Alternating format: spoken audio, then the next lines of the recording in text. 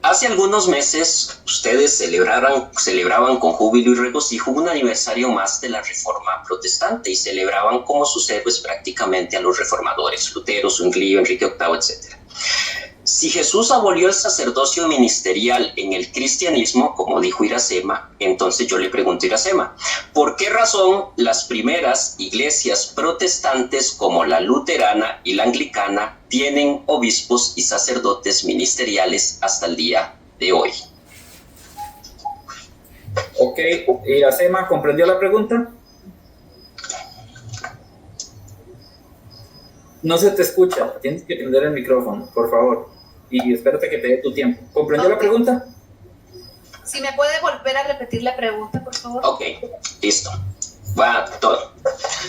Hace algunos meses ustedes celebraban con júbilo y regocijo un aniversario más de la Reforma Protestante y celebraban pues prácticamente como sus héroes a los reformadores, Lutero, Zwinglio, Calvino, etc. Si Jesús abolió el sacerdocio ministerial en el cristianismo, como usted dice, ¿por qué razón esas primeras iglesias protestantes de donde provienen ustedes, tales como la luterana y la anglicana, tienen obispos y sacerdotes ministeriales hasta el día de hoy? ¿O será que la reforma no fue inspirada? Ok, perfecto. Iracema, ¿ahora sí estás lista? Sí, ¿me escucha perfectamente? Sí, permíteme un segundo. Ok. Vamos entonces a darte 2 minutos. A ver, prueba tu micrófono. ¿Me escuchas? Sí, habla un poquito más fuerte. Entonces, vamos a darte 2 minutos para responder a la pregunta de Rigo. A partir de ahora, adelante. Ok, primeramente, Rigo, tienes que saber que a mí no me determinan, ni a muchos cristianos, el protestantismo. Lo que nos determina para que nosotros seamos cristianos es nuestra fe en el Señor. Fe que, de acuerdo a Efesios 2:8, viene de Dios. No Lutero me da a mí la fe, ni por Lutero yo creo que tengo la salvación. Esto primeramente para que derrumbar esta falacia de que nosotros somos cristianos por Lutero. Esto totalmente en contra, pues el evangelio y las cartas, si tú lo leyeras, te darías cuenta de que un cristiano es por el llamamiento que Dios hace para la fe en el Señor, siendo parte de este cuerpo que es la iglesia, para su llegada del Señor, el cual viene prontamente por su iglesia. Así es que, número 1. Número 2, Jesús no abolió el sacerdocio. Lo que tú llamas un sacerdocio ministerial está yéndose en contra de lo que tu catecismo ve, y tienes esa idea en la cabeza de que abolió el sacerdocio, cuando es diferente el sacerdocio, porque en la prefiguración que tú mismo reconoces que ve tu catecismo, lo que se abolió fue el sacerdocio de Leví y de Aarón. Este sacerdocio está abolido porque era insuficiente y tenía defecto, ya que estaba en el hombre constantemente, porque puesto que por la muerte todos los hombres no podían continuar, Jesús, cuando toma este sacerdocio, siendo él el Cordero de Dios, su sacerdocio es inmutable. Entonces, creo que ahí le hace falta más estudio a Rigo, porque confunde lo que es el sacerdocio de Levítico con un sacerdocio ministerial que, como ya dijimos antes, está puesto para ofrecer sacrificios espirituales, y es lo que nosotros como cristianos debemos de tener, pero no un sacrificio en el que se esté repitiendo constantemente ese ofrecimiento en Jesús, porque ya lo dijo la Biblia, que Jesús fue ofrecido una vez y para siempre. Aarón y Leví sacrificaban estos animales, estos corderos, que todos los días pues no podían quitar el pecado de en medio, pero Jesús ahora es quien toma este sacerdocio. Por eso decimos que ya no hay un sacerdocio de expiación.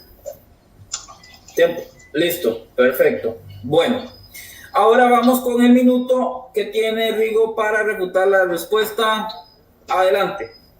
Ok, qué bueno que mi contraparte acepta que no se abolió el sacerdocio ministerial, y que se abolió fue justamente el de Leví y no el de Melquisedec, que fue lo que los católicos prácticamente enseñamos. Ahora, ustedes pudieron ver la gran contradicción de mi oponente en su respuesta. Celebran la reforma, pero no tienen los sacerdotes ministeriales que las primeras iglesias reformadas, como la luterana y la anglicana, tienen hasta el día de hoy. ¿Será que la reforma se equivocó en este aspecto y no es inspirada? Y si se equivocó, entonces deducimos que la reforma no está inspirada por Dios, por lo tanto las iglesias protestantes no son inspiradas por Dios, y por lo tanto el pastorado protestante tampoco es inspirado por Dios. Sobre la orden de Jesús fue muy claro a los apóstoles: haced esto en conmemoración mía. ¿Con qué lo hizo Jesús? Con pan y vino, a modo justamente de Melquisedec. Ahora, qué bueno que tengo que aclararle a mi contraparte que sin Lutero, sin Calvino, sin Zwinglio, no existieran iglesias protestantes de donde ellos, los pentecostales unitarios, nacieron indirectamente. Gracias. Bien.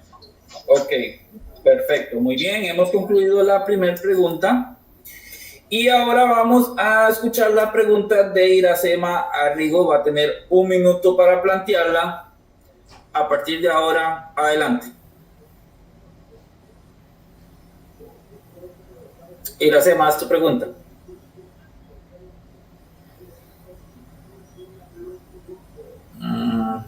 Voy a detener el tiempo. No sé si Iracema me escucha.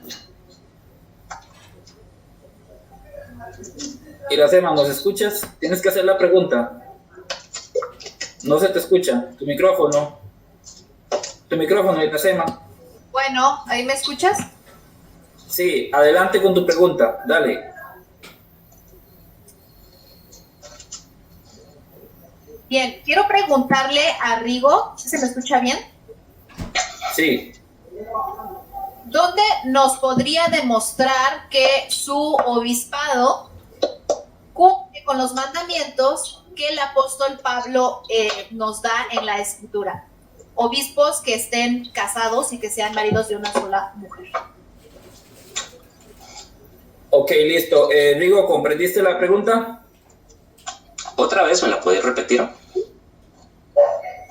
Haz la pregunta de nuevo, por favor. ¿Podrías mostrarnos, de acuerdo al cargo de obispo que obedezca tu iglesia, este mandamiento que Pablo pone de que sean maridos de una sola mujer? Si podrías nombrar algún obispo.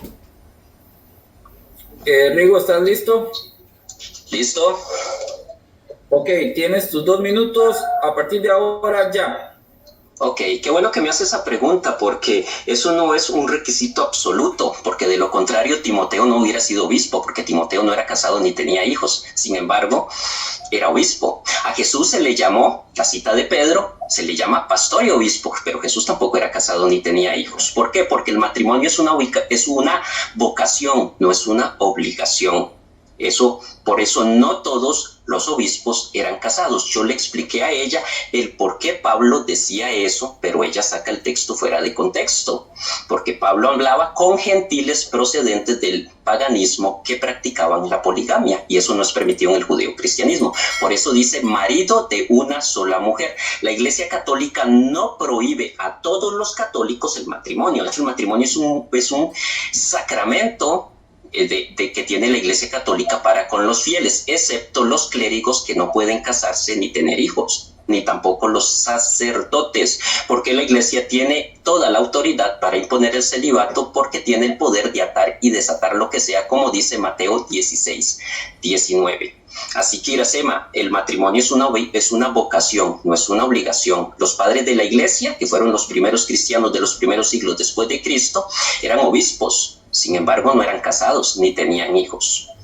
Cosa extraña, porque algunos de ellos, como San Ignacio de Antioquía, fueron padres apostólicos, es decir, fueron discípulos directos de los apóstoles. Sin embargo, al ser discípulos directos de los apóstoles y nombrados obispos por los mismos apóstoles, como San Policarpo de Esmirna o San Ignacio de Antioquía, a pesar de que ellos eran obispos, no eran casados ni tenían hijos.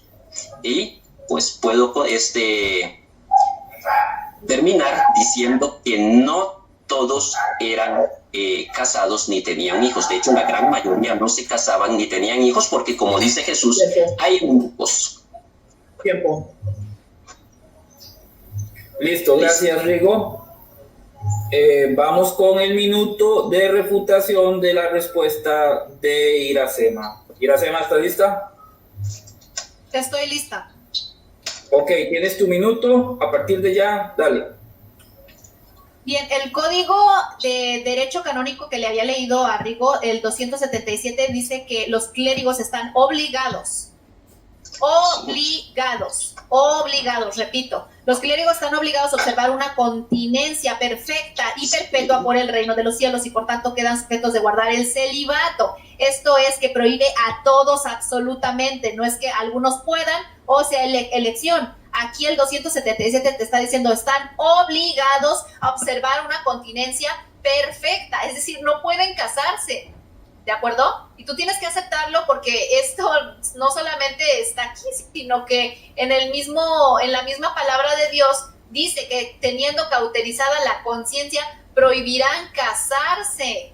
Entonces está totalmente cumpliéndose la escritura de que ellos no están haciendo esta prohibición, llevando en contra. ¿Por qué? Porque sí lo pone como un requisito para que estos buenos pastores se evidencien, como puse en mi exposición. Tiempo. Ok, listo, gracias.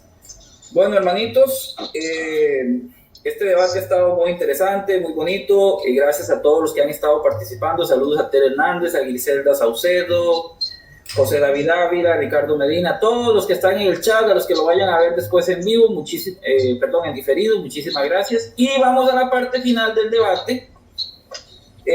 Son 3 minutos finales para cada uno. ¿Son 3 minutos de conclusión y despedida o 3 minutos y después la despedida? Si quieres, haces 3 minutos y después la despedida, no sé, me da igual. Creo que sería lo mejor, ¿verdad? Sí. Que es mejor, y después 1 minuto de despedida. Bueno, entonces vamos a darles 3 minutos de conclusión a cada uno y después viene la despedida. ¿Está listo, Rigo? Listo. Ok, tiene sus 3 minutos. A partir de ahora, adelante. Ok, pude probar con la escritura, la historia, la patrística, el catecismo y con argumentos enciclopédicos de enciclopedias incluso seculares como la británica, la existencia de sacerdotes ministeriales en el pueblo cristiano desde los primeros siglos. Sacerdote ministerial que al final mi contraparte terminó aceptando en la nueva alianza. Segundo, probé bíblica y etimológicamente con enciclopedia, y esto no fue refutado por mi contraparte, incluso con diccionarios protestantes como el Strong, que un ministro de Dios en la escritura como Pablo es efectivamente un sacerdote ministerial. Tercero, probamos con argumentos sólidos el por qué el pastorado protestante es falso, basados en la inexistencia de sus iglesias en los primeros siglos, al igual que su carencia de sucesión apostólica que lo respalde, y a la falta de un ministerio sacerdotal donde no se confiese y perdonen los pecados como Cristo lo ordenó.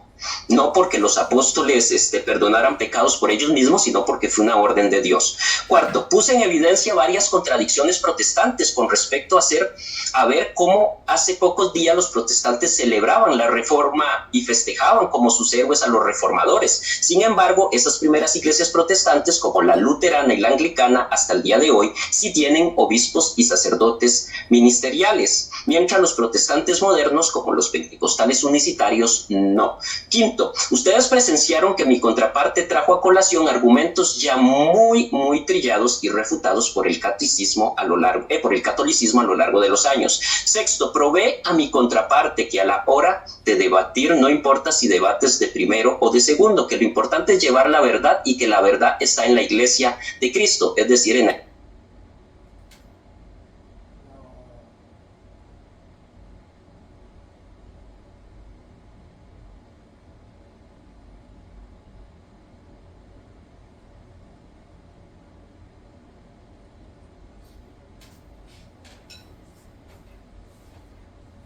minutos finales de refutación o de conclusión, de Rigo Ardón de Costa Rica.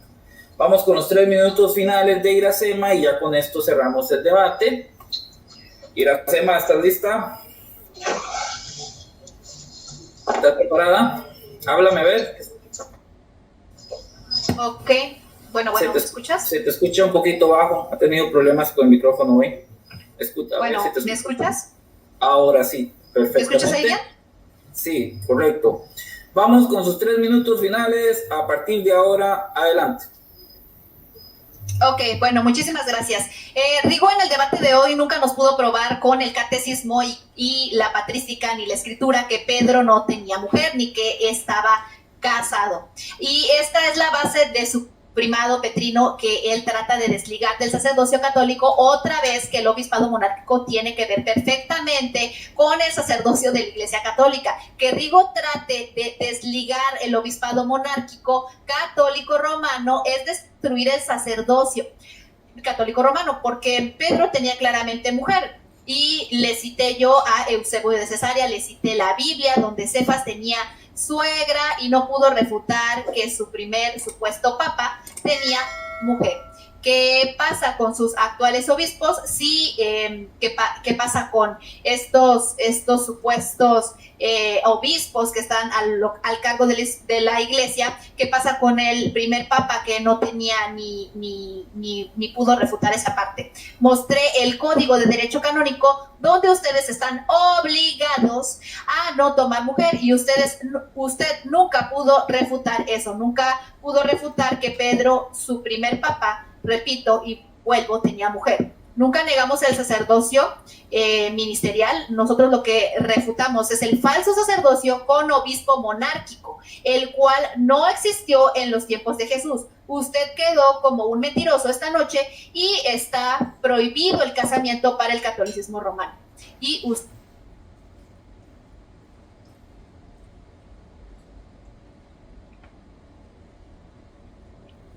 iglesia no es la legítima iglesia, sino más bien es el cuerpo de nuestro Señor Jesús. Esto es una institución política romana disfrazada de cristianismo y Él no puede negar nuestra fe, Él no puede quitarnos nuestra fe porque todo lo que hemos fundamentado es conforme a la doctrina y se apega a esta enseñanza. Entonces, su mayor ego que está en la historia está afirmando que no hay una evidencia que se parezca a su iglesia, a lo que el Señor Jesús dejó como doctrina, a lo que el Espíritu Santo le agrada. Y esto